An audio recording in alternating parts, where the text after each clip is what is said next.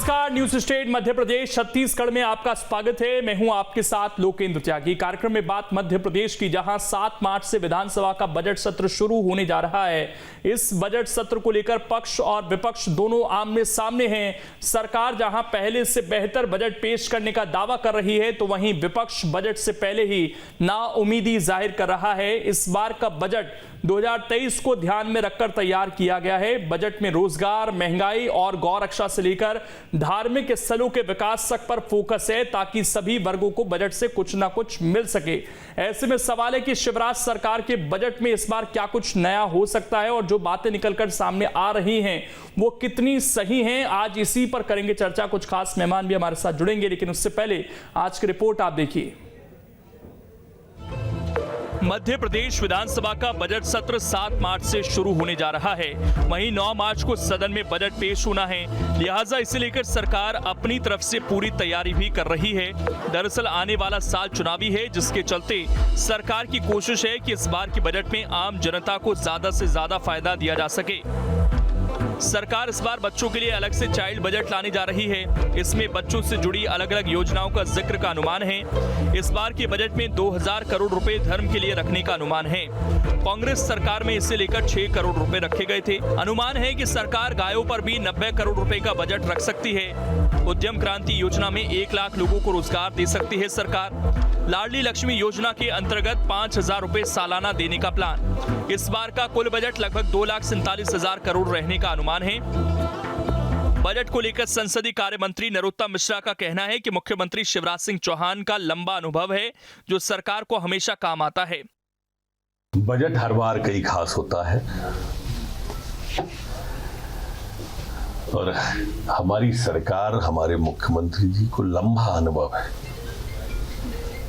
मध्य प्रदेश के इतिहास में इतना मुख्यमंत्री कोई नहीं रहा जितने बोल रहे हैं, इसलिए आप आश्वस्त रहिए, बजट बहुत अच्छा आने वाला है। सरकार बजट को लेकर अपने दावे कर रही है, मगर विपक्ष सरकार को घेरने में पीछे नहीं, चाहे सदन के अंदर हो या फिर सदन के बाहर। पूर्व मंत्री पीसी शर्मा का कहना है कि सरकार सिर्फ बातें करती है मगर काम कभी नहीं करती। अभी भी कई ऐसे काम हैं जो बजट में होने चाहिए।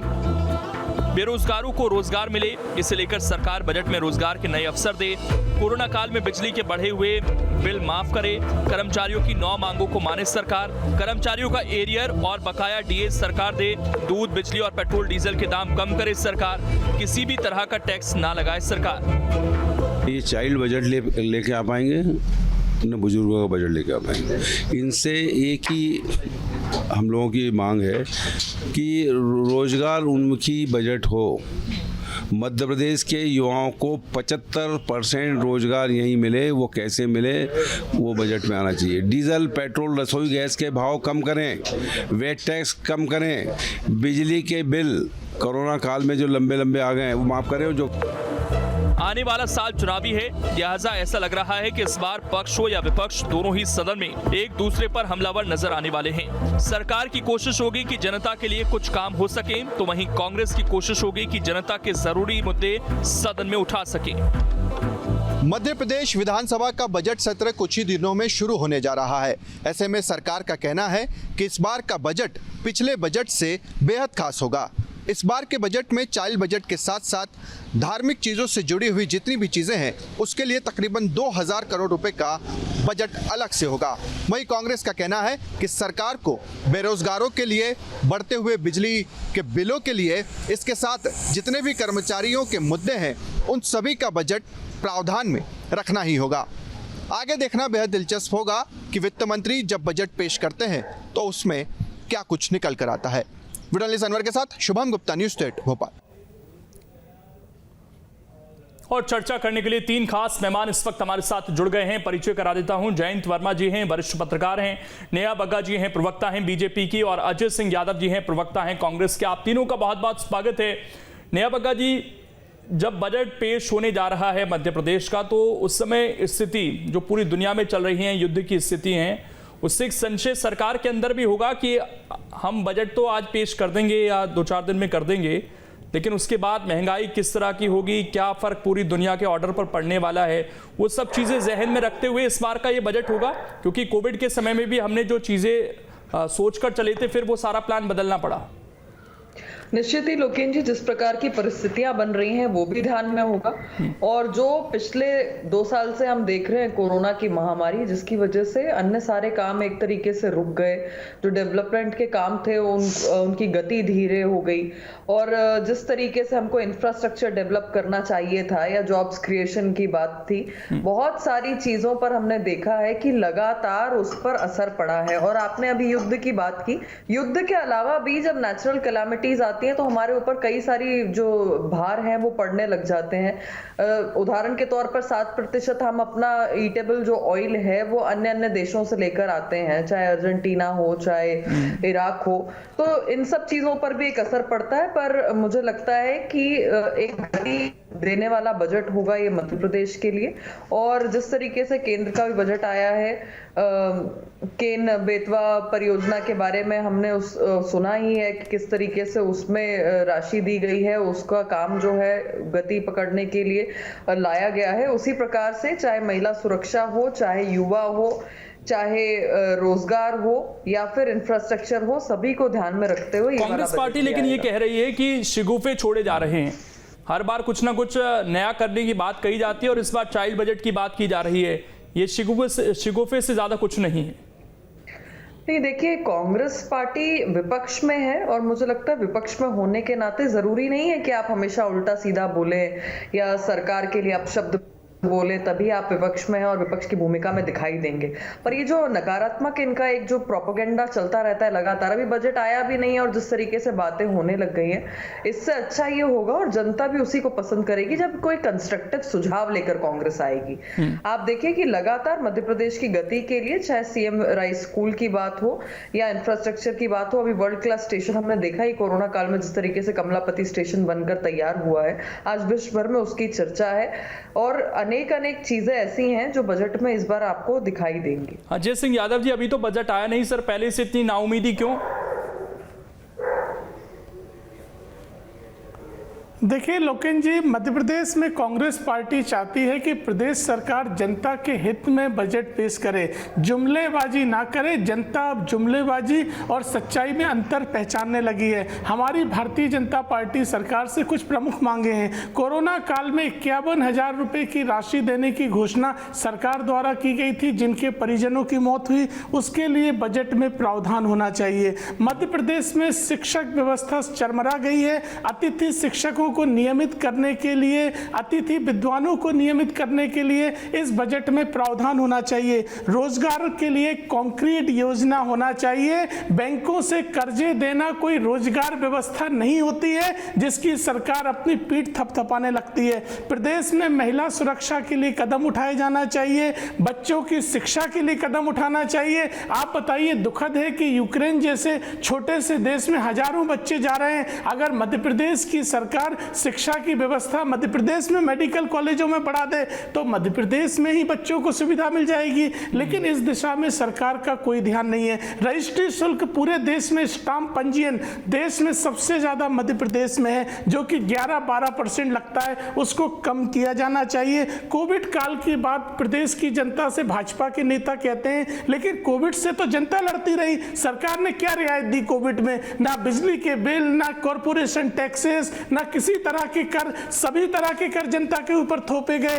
तो अब सरकार की जिम्मेदारी बनती है कि जनता को किसी ना किसी तरह से राहत दें। साथ ही पेट्रोल डीजल पे वैट कम करें। इंटरनेशनल जो होगा वो तो केंद्र सरकार निर्णय लेगी, उसकी मध्य प्रदेश की भाजपा की प्रवक्ता चिंता ना करें, लेकिन राज्य सरकार के हाथ में जो वैट है उसमें रियायत। यही तो दिक्कत है ना सर, जनता तो चाहती है कि चीजें सस्ती हो जाए। यहाँ क्रूड ऑयल बढ़ रहा है लगातार, और फिर राहत कैसे मिलेगी? मैं आ रहा हूं आपके पास में जयंत वर्मा जी से एक रिएक्शन ले लेता हूं। जयंत वर्मा जी, देखिए, कोरोना ने पहले ही बहुत सारी चीजों को बदल कर रख दिया और उसमें से यह है कि जो कर्ज है मध्य प्रदेश पर वो भी लगातार बढ़ रहा है। सैलरी, पेंशन, इसमें बहुत बड़ा हिस्सा सरकार का जाता है। उसके बाद इस बजट से हम कुछ बहुत बड़ी उम्मीद कर चलें, और खासकर फिर से जब एक बड़ी मुसीबत हमारे सामने है और उसके क्या दुष्परिणाम हमारे सामने आ सकते हैं। क्रूड ऑयल तो निरंतर बढ़ रहा है, वो तो भला है कि चुनाव है, अभी तो सारी चीजें कंट्रोल में दिख रही हैं, लेकिन कब आउट ऑफ कंट्रोल हो जाए वो, और फिर जब जनता सरकार की तरफ देखेगी कि महंगाई बढ़ेगी तो उसका कोई सॉल्यूशन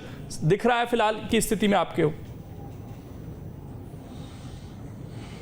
देखिए ये जो बजट है ये बड़ा क्रूशियल है। इसलिए क्रूशियल है कि अगले साल चुनाव में जाना है और सबसे बड़ी जो अभी समस्या है वो है बेरोजगारी की, क्योंकि कोविड के कारण बहुत से उद्योग धंधे सब बंद हो गए, तो लोग नौकरियां छोड़ के आ गए, सब अपने घरों में गांव में रह रहे हैं।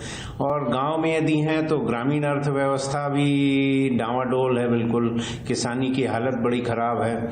तो ऐसी स्थिति में जो रोजगार को कैसे बढ़ाया जाए, और रोजगार बढ़ाया भी जाए तो वो जो लोन दे के आपको उद्योग धंधे बनाने की बात करते हैं तो उससे कुछ होता जाता नहीं है, क्योंकि मार्केट तो एश्योर्ड नहीं है। सस्ता माल बाहर से आ जाता है तो यहाँ आप कुछ भी उद्योग में बनाएंगे तो वो बिकना नहीं है। तो ऐसी स्थिति में मुझे लगता है कि ये बजट बहुत क्रूशियल है और सरकार को बेरोजगारी को ध्यान देते हुए, किसानी को ध्यान देते हुए, जैसे कि अभी पूरा यूपी में मामला बन रहा है, वो जो आपने जो मेल काउज होती हैं, जो आपके बैले होते हैं, वो आप घर में बैठ के खिला रहे हैं और वो फिर उसका कोई उपयोग नहीं है। प्रधानमंत्री को बोलना पड़ रहा कि हम गोबर का नया उद्योग चालू करेंगे।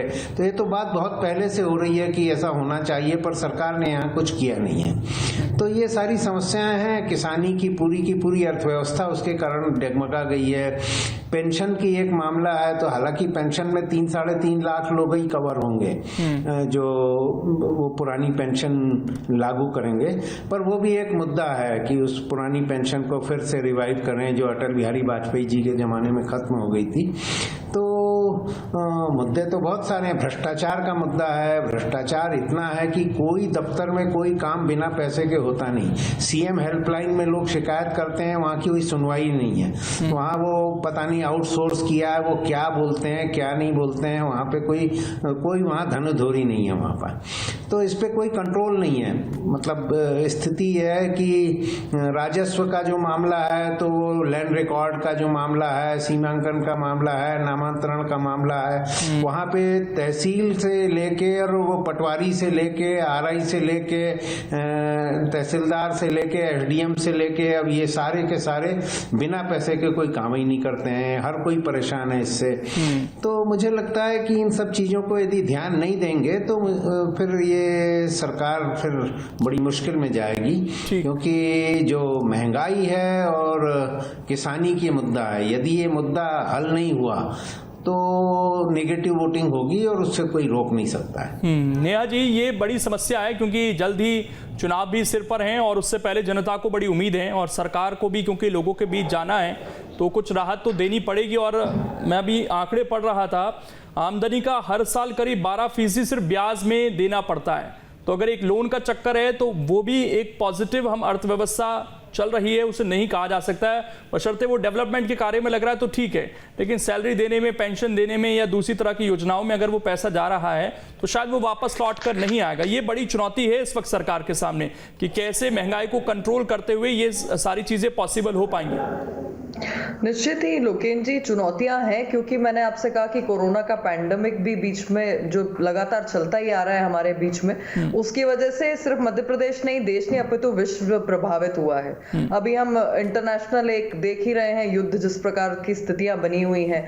और जयंत जी ने जो कहा वो निश्चित तौर पर सरकार की मंशा भी वही है कि चाहे युवा हो, चाहे किसान हो, चाहे डेवलपमेंट इंफ्रास्ट्रक्चर का काम हो, उन सबको सम्मिलित करके बजट आए जो हर सेक्टर के लिए कहीं ना कहीं लाभकारी हो। अगर मुझे कई सरकार के पास विजन है कि सरकार अपनी कमाई कैसे बढ़ाएगी बिना कोई टैक्स का बोझ डाले जनता पर? देखिए, निश्चित ही जिस तरीके से हमने अभी भी देखा कि केंद्र का जो बजट आया तो वो एक विजनरी बजट था, और विजनरी वो उस सेंस में था कि जब हम अपने देश में अलग अलग सेक्टर्स में ग्रोथ करेंगे और खास तौर पर इंफ्रास्ट्रक्चर को डेवलप करेंगे लगातार, तो जो तरक्की है वो देश की, वो हमें दिखाई भी देगी। तो मुझे लगता है कि उसी प्रकार से एक विजन जो है मध्य प्रदेश की सरकार के पास भी है और बजट में वो आपको दिखाई भी देगा। पर आश्चर्य तब होता है जब अजय सिंह यादव जी किसान की बात करते हैं, जिसको 10 दिन का वादा करके ठगी ठगी कर चले गए। जब वो युवाओं की बात करते हैं और 4,000 रुपए बेरोजगारी भत्ते का कहा था, एक भी युवा को नहीं दिया। जब वो बच्चियों की बात करते हैं तो 51,000 रुपए मुझे याद आते हैं विवाह और निकाह के, उसके बारे में अजय यादव जी भूल जाते हैं। और स्कूल्स की बात करते हैं तो बहुत ही मजेदार होता है, क्योंकि इनका कोई भी शीर्ष का नेता सरकारी स्कूल या कॉलेज में गया नहीं। प्रियंका गांधी, राहुल गांधी, कमलनाथ, दिग्विजय सिंह, मुझे बता दीजिए इनमें से कौन सा गया। ये अजय सिंह जी के ही बच्चे अगर सरकारी स्कूल या कॉलेज में जा रहे हो तो बता दें, क्योंकि ये कहते हैं नेहरू जी सब कुछ कर गए थे, इंदिरा जी ने उसके बाद सब कुछ किया, राजीव गांधी जी छोड़िए वो मुद्दा नहीं है, आज तो मध्य प्रदेश की बात कर रहे हैं। और मध्य प्रदेश आपको पॉजिटिव साइड पे ये बता दूं कि जिस तरीके से केन बेतवा परियोजना का हमने सेंटर का बजट देखा है, उससे आप नल जल योजना के मैं एक चीज पूछना चाहता हूं आपसे। एक चीज बड़ी चर्चाओं में रहती है नेहा बग्गा जी, और उसका जिक्र यूपी के चुनाव में हो गया तो कांग्रेस उस पर कहीं ना कहीं माइलेज लेने की कोशिश कर रही थी। जब गोबर की बात सामने आई कि गोबर से भी छत्तीसगढ़ सरकार ने जो कर दिखाया, क्या उसे उत्तर प्रदेश में भी लागू करेंगे? ये समस्या मध्य प्रदेश में भी है कुछ हद तक, तो इस पर सरकार का फोकस है, इस तरह की कोई योजना सरकार लेकर आना चाहती है? आपकी बात अच्छी है, और देखिए मैं कांग्रेस पार्टी से नहीं हूँ, भारतीय जनता पार्टी से हूँ, इसलिए एक्सेप्ट करने में मुझे कोई गुरेज नहीं है। भाई अगर किसी स्टेट में कुछ अच्छा काम हो रहा है तो क्यों नहीं उसको अपनाना चाहिए। बिल्कुल सरकार भी उसको देख रही है, और जहां पर अपनाना चाहिए, जहां पर हमारे प्रदेश में कुछ फायदा हो सकता है, तो निश्चित ही सरकार भी उस पर नजर बनाकर रखती है। और कौन से नए डेवलपमेंट्स हैं, क्योंकि अभी गायों की बात होती है और इस बजट में भी कहा जा रहा है कि गायों का बजट बढ़ाया जाएगा, लेकिन जो खबर सामने आती है कि 20 रुपए एक गाय को मिलते हैं, और उसके बाद फिर क्या भोपाल में ही हुआ वो सबने देखा। लोकेन जी, उसी तरीके से हम मॉडल गौशाला भी देखते हैं मध्य प्रदेश में, और भोपाल में भी देखते हैं। और जहां पर लोग इस तरीके की गतिविधियां करते हैं उनको हम जेल की सलाखों के पीछे भी देखते हैं, उन पर कार्रवाई भी देखते हैं। तो फ्लिप साइड समाज में हर तरीके के लोग होते हैं और फ्लिप साइड हमको दिखाई देता है। पर सवाल यह है कि जहां पर इनोवेशन है वहां पर मध्य प्रदेश की शिवराज जी की सरकार उस इनोवेशन को पिक करती है। और अगर प्रदेश गायों को ग्रामीण अर्थव्यवस्था से जोड़कर कैसे आगे बढ़ेगी सरकार, मैं ये जानना चाहता हूं। क्योंकि केवल हम उनको गौशाला बना दें, उनको वहां रख दें, उससे कोई बहुत पॉजिटिव साइड या ग्रामीणों की अर्थव्यवस्था में कोई बहुत बदलाव आ जाएगा ऐसा तो नहीं है। वो सेवा भाव हो सकता है, अच्छी चीज है, लेकिन वो छुट्टा छूटे ही नहीं, उन्हें गौशाला की जरूरत ना पड़े, लोग अपने घरों में रखें, उस लिहाज से कोई विजन है? देखिए इसमें पूरा एक सिस्टमैटिक आपको विजन इस बजट में दिखेगा, जिसमें सरकार के साथ साथ जो जन भागीदारी होनी चाहिए उसके बारे में भी अवेयरनेस प्रोग्राम चलाया जाएगा। देखिए सरकार गौशाला खोल सकती है, पर अगर सरकार ये नहीं कर सकती कि आज आपने गाय पाल के रखी है और गाय पालने के बाद जब वो दूध देना बंद कर दे आप छुट्टा छोड़ दें, उसी प्रकार से अन्य पशुओं के साथ भी वही हाल है। तो कुछ अवेयरनेस के प्रोग्राम इसलिए भी चलाए जाते हैं क्योंकि जो लोग पालन पोषण का काम कर रहे हैं या जिन्होंने गायें पाली हुई हैं उनके पास इतनी सेंसिबिलिटी और इतना अजय सिंह यादव जी मुस्कुरा रहे हैं बड़ी देर से, मैं उनका एक रिएक्शन ले लेता हूं। ठीक है, इंतजार कर रहे हैं। अजय जी बोलिए। देखिए लोकेन जी, तथ्यों पे बात होना चाहिए। नेहा जी ने कहा कांग्रेस ने कर्जा माफ पूरा नहीं किया। हमने 15 महीने में 25 लाख किसानों का किया, उसके बाद आपने एक भी किसान का किया हो तो बताइए, सार्वजनिक करिए। कर्जा माफ बजट तो आपके पास भी नहीं था सर, एक मुश्त कर देते आप लोग। को अपने बजट आपके पास भी नहीं था, इस बात को देखिए तो हमने लोकेन जी हमारे पास बजट था तो हमने 15 महीने में 25 लाख कर दिए। बकाया 2 साल में बकाया 25 लाख योजना सरकार कर देती। आप लेकर आए थे पंचवर्षीय योजना के आधार पर रखा था क्या जनता के सामने? देखिए लोकेन जी, इस तरह की बात नहीं चल सकती है। जिनने कुछ नहीं किया उनको आप शाबाशी दें और कांग्रेस पार्टी ने 25 लाख कर दिए तो आप उसमें कमियां निकालें। इस तरह की चीज नहीं हो सकती है। शाबाशी सर, इस तरह की भाषा नहीं सर, प्लीज। लोकेन जी देखिए, लोकेन जी नहीं, वो आपके शब्द हो सकते हैं, उनको हमारे ऊपर मत डालिए। आपने गौशालाओं की बात करी, हमारे सवाल पूछा ना कि 20 रुपए में कैसे गाय का पेट भरेगा, इसको आप शाबाशी समझते तो ठीक है, आप समझिए। हाँ, गाय 20 रुपए, लोकेन जी आपको करेक्ट करना पड़ेगा। 20 रुपए हमारी सरकार ने किया था, इनकी सरकार ने 1 रुपए 60 पैसा कर दिया है गायों का अनुदान, इसलिए गायों को चारा नहीं मिल रहा है। 1000 गौशालाएं हमने बनाई, एक भी गौशाला नहीं बनाई। तो गाय खुद सालों में मुझे पता है कि 20 रुपए में गाय का पेट भरता नहीं भरता। हमने तो 20 किया, इनने तो 1 रुपए 60 पैसे कर दिया, उनसे हिसाब मांगिए। और मध्य प्रदेश में 51,000 कन्यादान की राशि हमने करी थी, आपके मंत्री के रिश्तेदार को ईओडब्ल्यू लोकायुक्त ने पकड़ा है उसी घपले में। 51,000 की राशि का हजारों करोड़ का घोटाला किया है। तो जब राशि मिल रही थी तभी तो घोटाला किया था। प्रमाणित है। भारतीय जनता पार्टी के नेताओं के झूठ बोलने से तथ्य नहीं बदलेंगे। चलिए आपको स्वीकार करना पड़ेगा कि आपने कुछ नहीं किया, केवल कर्जा लेके भ्रष्टाचार कर रहे हैं। सुनिए अजय सिंह यादव जी, मैं सवाल पूछना चाहता हूं आपसे ये कि 15 महीने आपने सरकार चलाई, आपको सारे गुणागणित समझ आ गए होंगे इन 15 महीनों में, एक बजट आप भी रख कर गए। प्रदेश की वित्तीय हालत क्या है सर इस वक्त? देखिए लोकेन जी, प्रदेश की वित्तीय हालत में हमने 15 महीने में 1,000 गौशालाएं बनाई, 25 लाख कर्जा माफ किया, हमने 51,000 कन्यादान राशि की। भाजपा क्यों नहीं बताती है कि आगामी 2 सालों में कर्जा माफी क्यों बंद करी, 51,000 को क्यों 25,000 कर दिया, गौशालाओं की अगली चरण क्यों रोक दिया? तो ये भाजपा को बताना था। हम तो 15 महीने में काम कर रहे थे, आप जुमलेबाजी कर रहे हैं। अतिथि शिक्षकों के नाम पे सरकार बनाई थी, सिंधिया जी कहते थे सड़कों पे आ जाऊंगा, उन्हें नियमित क्यों नहीं किया है? शिक्षकों का मंडन भी हो रहा था, कोई भी घोषणा पत्र नहीं है, आपके सब भाजपा का घोषणा पत्र था कि मैं आखिरी कमेंट जयंत वर्मा जी आपसे चाह रहा हूं, जो भी इनके पास एक भी उपलब्धि नहीं है। कोरोना काल में जनता के ऊपर भार डाला और सरकार कह रही है कि कोरोना काल, और जिस तरीके से क्रूड ऑयल के दाम बढ़ रहे हैं, हमें ये पता है कि हम पेट्रोल डीजल पर बहुत निर्भर करते हैं और एक बार ये बढ़ते हैं तो फिर सारी चीजें महंगी होनी शुरू हो जाती हैं। तो कोई सरकार खासकर मध्य प्रदेश में रहते हुए महंगाई कम कर सकती है, आपको लग रहा है वर्तमान स्थिति में?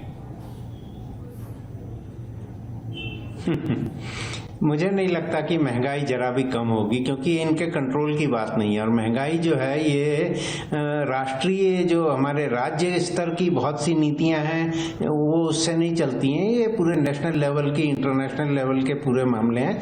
पर यह है कि राज्य सरकार जो पेट्रोल पे और शराब पे जितना वो टैक्स वैक्स लेती है, अब शराब पे तो भले ही ज़्यादा ले ले, पर पेट्रोल पे जो टैक्स ले रही है उससे इतना परेशान है। अब पहले तो लोग 100 रुपए का पेट्रोल भराते थे, अब तो बड़ी मुश्किल से हम देखते हैं कि 50 रुपए का पेट्रोल डाल दो, ये हालत है।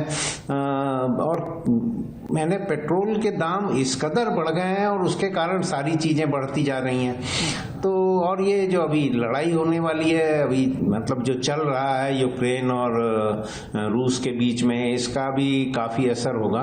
तो मुझे लगता है महंगाई पे कंट्रोल करना अभी तो बड़ा ही मुश्किल है। बिल्कुल, ये पेचीदा रहने वाला है, खर्चे बहुत बढ़ाती जा रही है, तनख्वाहें बढ़ाती जा रही है, और उसके बाद जो सरकार तमाम दावे कर रही है उस बीच कितना अच्छा बजट ये आएगा, इसका इंतजार है हमें। शुक्रिया बहरहाल आप सभी का जुड़ने के लिए। समय इतना ही है मेरे पास और उम्मीद तो हम यही कर रहे हैं कि एक अच्छा बजट आए मध्य प्रदेश वासियों के लिए, जिसमें रोजगार हो, महिलाओं की बात हो, जो नए युवा हैं उनकी बात हो, शिक्षा की बात हो, तो ये सारी चीजें सरकार ध्यान दे। फिलहाल छोटा सा ब्रेक, खबरें लगातार जारी हैं।